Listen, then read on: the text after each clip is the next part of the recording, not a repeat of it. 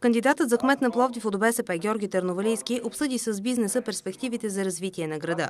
Сред основните проблеми са слабото усвояване на еврофондовете, както и нерегламентирания политически протекционизъм. От Търговско-промишлена камара Пловдив потвърдиха сериозния спад на икономиката през 2010 година. Нашият спад е над 7,4% 2009 към 2010.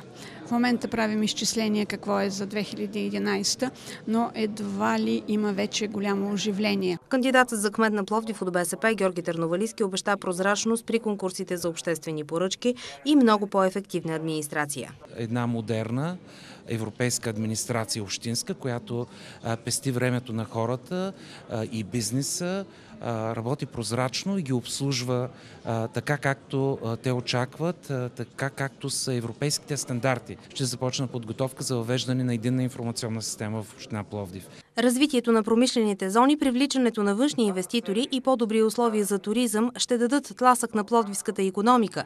Бяха единодушни и Георги Търновалийски и представителите на деловите среди.